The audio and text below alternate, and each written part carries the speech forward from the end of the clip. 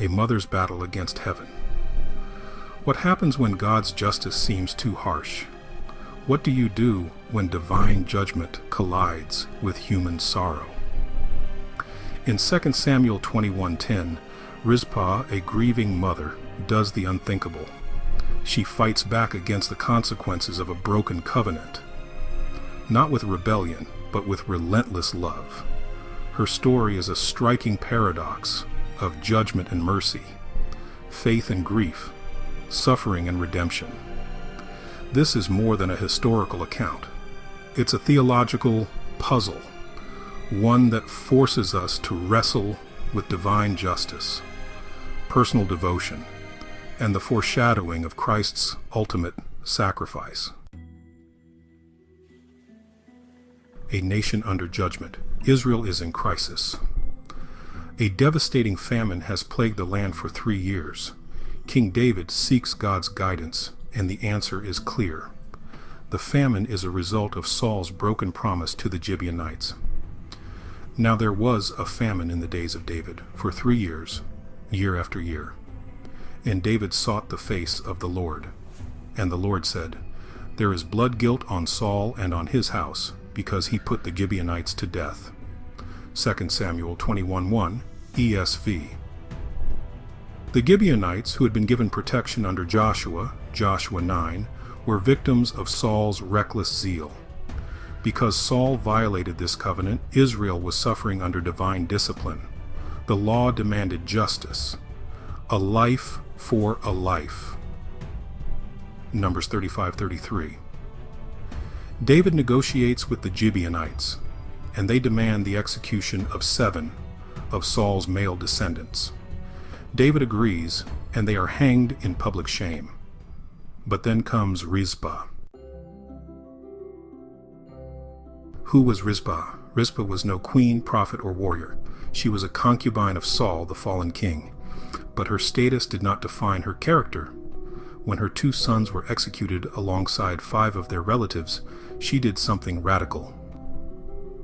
And Rizpah, the daughter of Aiah, took sackcloth and spread it for herself on the rock, from the beginning of harvest until rain poured down from heaven.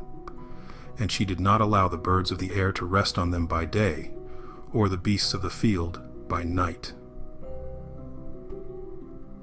2 Samuel 21:10. For months, Rizpah guarded the bodies, fending off vultures and wild beasts. Why? What was she waiting for? The questions unraveling Rizpah's motives. Why did Rizpah stay? Most scholars agree that unburied bodies were a sign of divine judgment, as stated in Deuteronomy chapter 21, verses 22 to 23. Rizpah's presence challenges this notion. She refuses to let her sons be dishonored further. But was she defying God, or was she interceding for mercy? Her endurance mirrors the persistent widow in Luke chapter 18, verses 1 to 8, who pleaded for justice until she received it. Rizpah does the same, not against an unjust judge, but before the eyes of a nation that had moved on. What was she waiting for? The text mentions that she remained until the rains came. Rain in the Old Testament is often symbolic of divine approval, as seen in Deuteronomy chapter 28, verse 12. The famine, caused by divine wrath, was lifted only after restitution was made. Did Rizpah's suffering hasten God's mercy? Her waiting reminds us of Jesus' followers at the tomb, watching, grieving, and waiting for vindication, as noted in Luke chapter 24, verses 1 to 3. What does the rock symbolize? The Bible repeatedly uses the rock as a metaphor for God's strength and salvation, referenced in Psalm chapter 18, verse 2, and 1 Corinthians chapter 10, verse 4. Rizpah's choice to lay her sackcloth on a rock suggests a place of stability in the midst of suffering.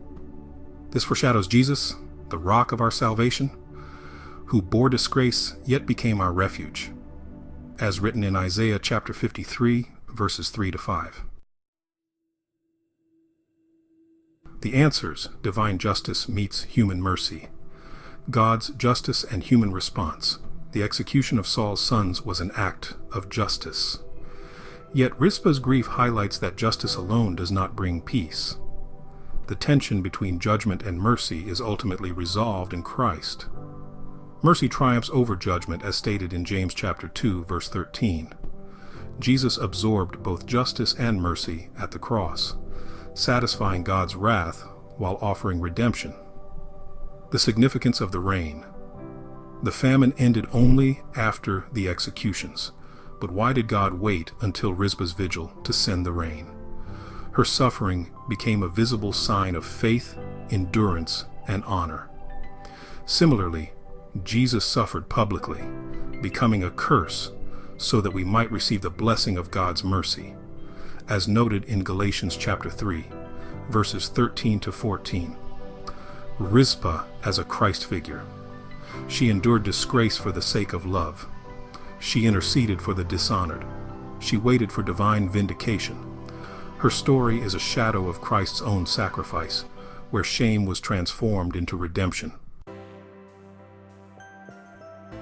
Practical applications: living the Rizpah faith. Stand for truth, even in the face of injustice.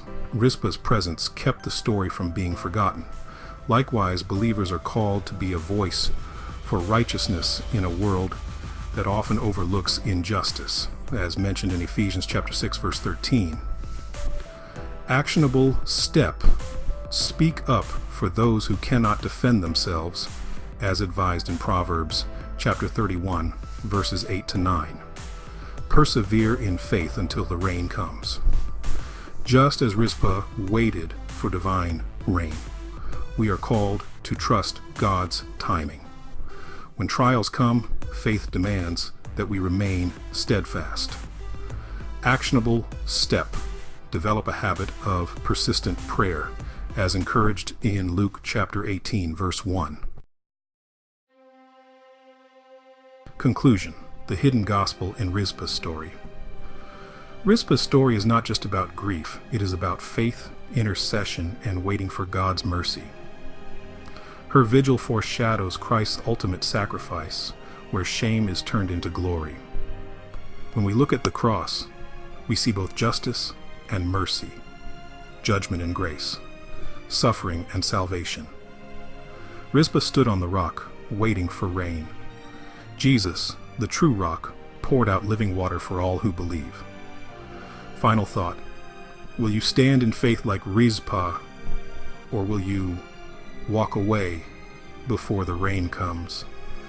If you've gotten any value out of our time together, then smash that like button, and don't forget to share and subscribe. Thank you for watching, and we'll see you next time.